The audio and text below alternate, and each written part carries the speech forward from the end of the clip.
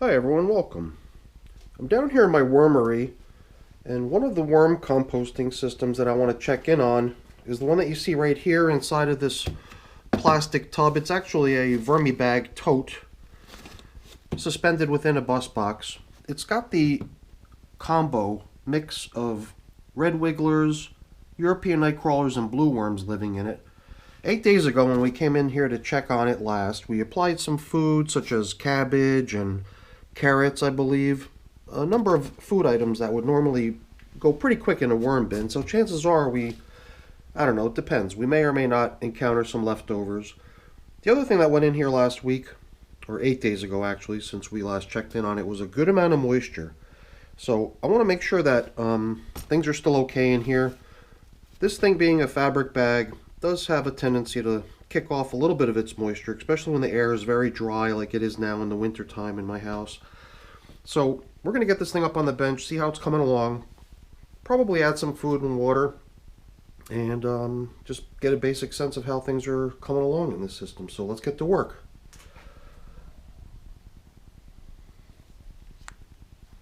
How many days have passed since the 10th of November? It was 59 days ago.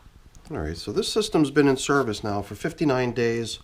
Offhand, I don't remember how many feedings it's received so far, but I would have to guess it's somewhere in the neighborhood of maybe 7 or 8, maybe. My guess is that what they got last time, being pretty easy to eat type foods, stuff that's frozen and thawed also, helps with the breakdown process. My assumption is that they're going to have very little leftovers. But what could really put a kink into my prediction is the fact that it's really chilly down here in my basement now. I think the temperature has dropped a little bit below 60 degrees Fahrenheit at this point, which could result in a slowdown of the composting process, perhaps for some of the more sensitive worms. I think the blue worms that are one of the inhabitants of this system are a tropical worm that relies to a certain degree on warmer temperatures. So these arrangements of coverings aren't really what I'm after here, I think. I think this just ended up as sort of being a hodgepodge of coverings because these, while these plastic bubble wrap coverings were the main covering for a while, I believe that at this point the main covering is really that first sheet of plastic bag that we removed. These are just sort of sitting in here, not doing a whole lot.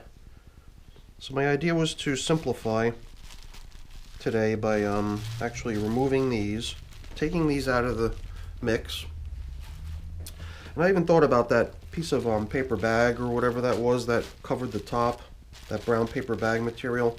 That too, just resting up on top of the plastic, doesn't even make it a part of what's happening here. So I was thinking that maybe if we got that paper working as bedding somehow, or serving some other function down within the contents of the bin, not just sort of floating on top as kind of nothing more than a barrier to keep light out, then it might make a little more sense and actually start serving some sort of a purpose. These little bits of moldy material that you see here and there, it's my guess that those are some of the leftovers from one of the older feedings. One of the older feedings included elbow macaroni noodles.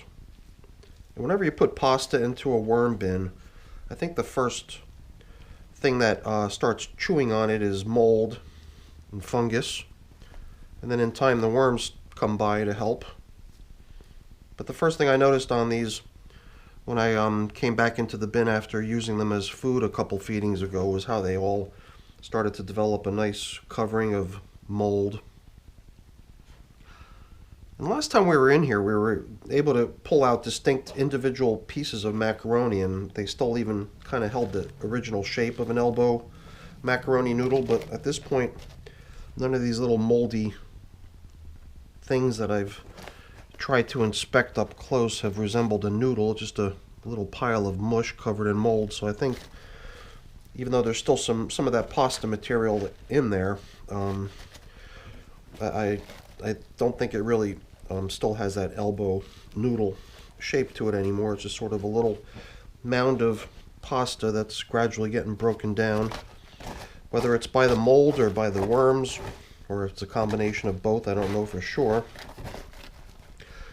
But whatever it is, I don't think it's going to last much longer. I don't think we're going to see many signs of that next time we get in here. It does feel to me like the moisture level in here is actually stabilized nicely. Even though there's kind of dry stuff out on the edge, you can even hear it kind of making noise as I rub up against it between the dry material and the bag surface. As soon as I get in just a little bit from the edge, the material already has a nice dampness to it. And there again, it's not so much me judging how good or bad it is, it's whether or not worms are willing to hang out in it. So I mean, here I believe we finally bumped into a worm. This little guy's probably here because there's some sort of a gooey, damp leftover of some sort of food here. Down here too, even though this is a little bit dry, there's another worm hanging out over here. And another one, but they're obviously not going to be in this very outer perimeter where the driest material is. They're going to be inboard a little bit where there's moisture still. I guess it'd probably make good sense to make sure that all this stuff that's just been getting neglected ever since the moisture left it, it might be good to sort of blend it in, make sure it doesn't just sit out there idle for too long a time. Whatever it is that ends up against the walls of this container, I guess, are just going to have to cope with the fact that a little drying is inevitable. Here too, dry materials perhaps not as bad. So I think we got a pretty good covering that's protecting the evaporation of the moisture from the bin to a certain degree. Not perfect, but still seems to be working. Now this piece of leftover stem from a head of cabbage is from the last feeding. I recognize it. And I did wonder how far it would get in 8 days, because I watched the video from the last feeding yesterday. And I think besides that, we're probably not going to see a whole lot. If we see a little chunk of carrot maybe, or, oh okay, you know what? There was a banana peel, so banana peel it's realistic to expect leftovers of. That's a little bit tougher substance that the worms really do enjoy eating, but it does take them a little time to work it all down. So that's something that's going to show as leftovers for a little while. Here too, I believe this is another banana peel. It did seem to me like the food they got last time was going to create a nice, damp, delicious feeding area. It looks like that's exactly what we've got here. I'm just collecting up some of these larger bits of leftover, but I mean the rest is all mush. So I don't think I'm going to be able to pick out any leftovers from the majority of what we're looking at over here in this pile. See, the worms are doing a great job just getting into it all and in between everything. There's worms all over the place. They're doing a great job down here. So I think putting in more food today is kind of timely. Even though there's a little bit of leftovers, there's not much, and it probably wouldn't have lasted very long. And the moisture is really good too. I kind of imagined us coming in here with the spray bottle and trying to help the moisture level out again, but I'm wondering if just by mixing some of this drier stuff that I'm encountering out on the edges in with the more damp stuff, maybe we'll get things back in good shape. But you know what? It probably wouldn't hurt, because now that I'm actually blending a lot of this dry stuff in with the damp stuff, it does feel like it is possibly dry enough to suck a good amount of the bin's moisture into itself just to get hydrated again. So I wouldn't want to see the conditions in this system swing to a dry state again. I'd like for it to remain moist and active. So I think even before I let myself talk myself out of it, I think we're going to commit to applying some moisture to this system when we feed.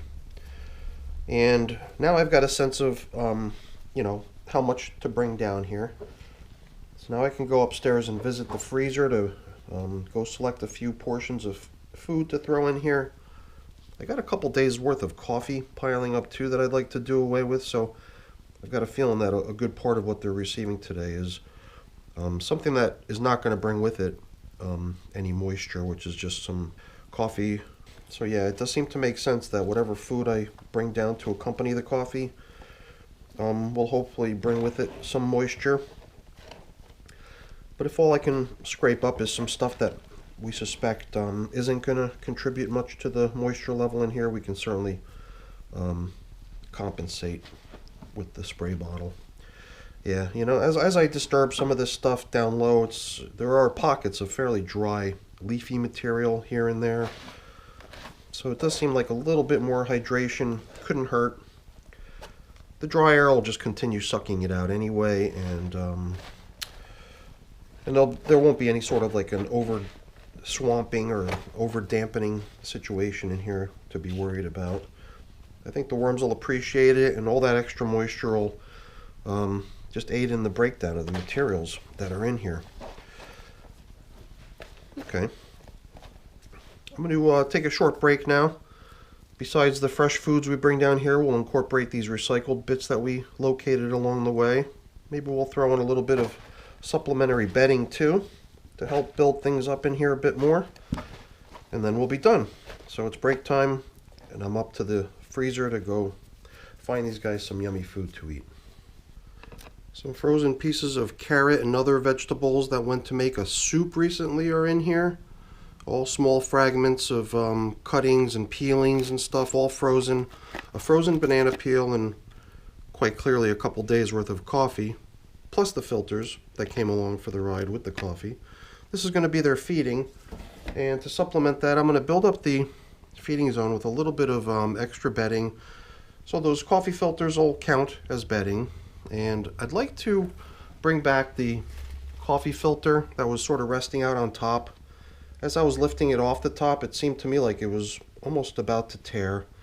And considering it's already got rips in it anyway, and it looks like it's starting to get pretty heavily worked down, figured it would probably help to just get it down here into the feeding area, where it'll probably get a whole lot more attention than when it's just resting out on the surface. I do like to mark where I last fed with one of these coffee filters or with something usually. But you know what we'll do is we'll just grab one of those nice new ones that come along with the feeding, and we'll save the filter to replace that top covering. Maybe we can even use both, you know, because besides the top covering of this coffee filter being removed, as well as that bubble wrap being removed, we're pretty much left with just that piece of red plastic bag covering this system. And the only other thing that was resting on top of all that we made mention of earlier, this paper bag that was kind of opened up and leveled out across the top. I think that it would probably serve as a more useful ingredient in this feeding if it just became bedding. So I'm going to rip this thing up and we'll drop it in as extra bedding for this feeding as well. And that should make a pretty nice little foundation for the food that they're going to get today.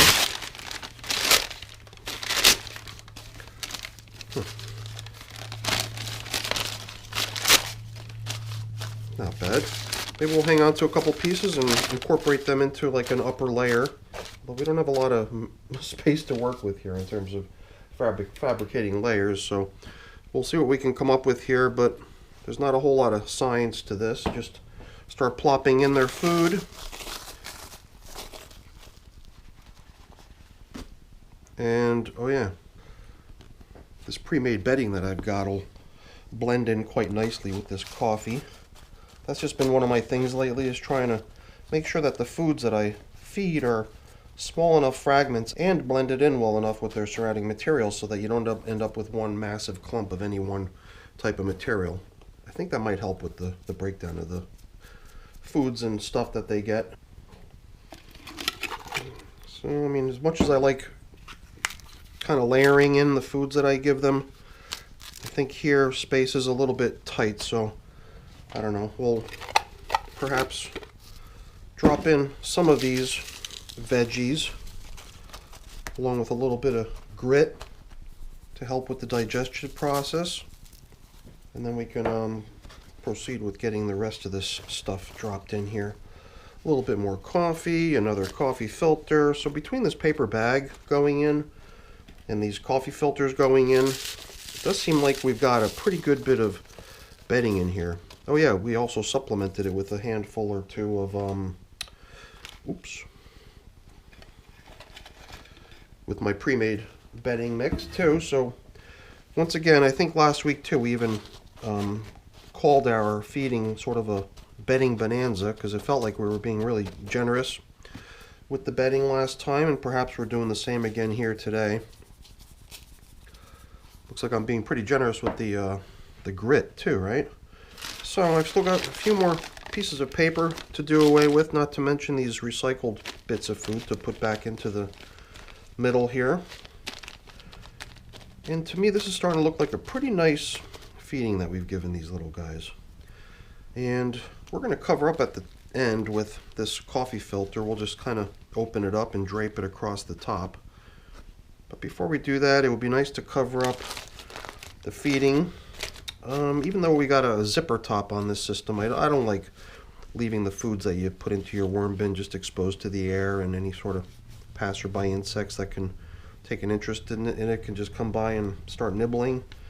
So I like that protection, but it's just to me it's a good habit, I think, just to try to submerge the foods they get so that they're at least a little bit protected from inquisitive passerby creatures. Alright, so we got the leftovers all back in here. You know what? Let's be super generous. Let's go with one more handful of this stuff. And then we can combine some other surrounding materials to make it into a really nice covering for this feeding area. So let's bring in some of this stuff. Everything down the middle where the food was and where all the damp bedding from the decomposing food seems really good. So I'm not worried about the middle. It's just the outer edges that I'm worried about. So before we close up shop here, I'd like to bring back my squirt bottle. And it's all pumped up under pressure. Got water in it. It's all set to go. I just got to point the wand at what I want dampened and start spraying. So I think I'm going to apply moisture to these outskirts of the bin. On this side it doesn't seem so bad. Over here it seems a little bit drier. But maybe even these edges, we can give them a little moisture as well. We'll just sort of create a little pyramid in the middle and then just go all the way around applying some moisture. How does that sound? I think the worms will appreciate it. And then we'll try to get everything sort of leveled off and covered up with plastic. Yeah. This thing really dispenses a good amount of liquid quickly. I'm so used to using my little squirt bottle. Squirt, squirt, squirt, squirt, squirt. By the time I would dispense as much water as this thing's already dispensed in 15 seconds, my hand would be exhausted. So I'm so glad I got this thing. I mean, I didn't just get it. I've had it out in the garage for some time now. I just finally bought it in. And once in a while, I still reach back and grab my little spray bottle. But nowadays, this thing seems to be just so much more, I don't know, the way to go, I think, when it comes to applying moisture. Last time, too, when we were in here, it somehow felt like I was just going a little bit overboard on applying moisture. But I'm not going to let my sense of that disrupt what I'm doing here. I don't really trust my sense of gauging worm bin moisture to determine if it's adequate or not. I always feel like I'm, kind of okaying material that probably should have gotten a little bit of supplemental moisture. So rather than just giving this my stamp of approval and leaving it be, I'm just applying moisture because I've got a feeling that that's what this system needs. Yeah, I think the coffee we put in here as food isn't going to really contribute a whole lot to the moisture of the bin. I don't believe the banana peels we put in here contribute much. Perhaps those frozen vegetables, as they thaw, might produce a little bit of a extra moisture zone around themselves, but those also don't seem like they're going to contribute much either.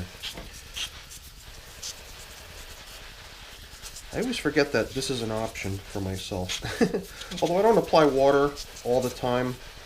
I remember doing this recently. Perhaps it was in this bin when I was kind of in here anyway with the nozzle. I figured, what the heck, why don't I use that as an opportunity to rinse off my glove. This will save me a trip over to the sink. And besides that, all these bits of casting material that are stuck to my glove are now back in the bin rather than getting flushed down the sink. Makes good sense, right? So now before the plastic goes on, I always like to have something in between the contents of the bin and the plastic covering, and oftentimes you'll see me using a piece of newspaper or something like that draped across the top, and I thought to myself, well, why don't we try some cardboard instead? It'll get nice and wet, being there right below the plastic. It'll be part of this whole recirculating moisture zone. And at this point, we'll just have, you know, the plastic covering things here. And we don't need anything covering the plastic. This is a perfectly good top layer, I believe. All the action of the bin is right below it. Nothing above it really comes into play at all. The only trick here, I believe, is to make sure that it is a nice, thorough covering. I guess it can't really be 100%, but I do try to go that little extra mile to make sure I've extended it out to the edges as best as I could, in the hopes that it'll help, you know, prevent moisture loss through evaporation. So I think we're done here. I've got those little pieces of leftover bubble wrap bits that I didn't replace or put back into here. So I'll rinse those off. Well, not rinse them off. Once the casting's stuck to them, if dried, I'll just shake them off into here, and those pieces of bubble wrap will probably get a new life somewhere else with some new project. Nothing goes to waste, or very few things do. All right, everyone, that's it for today. Hopefully you enjoyed the video. If you did, as always, please remember to leave me a quick thumbs up. That's always really appreciated, and if you haven't done so already, please also consider subscribing to the channel too. That's really appreciated as well. All right, everyone, have a great day. Thanks for watching.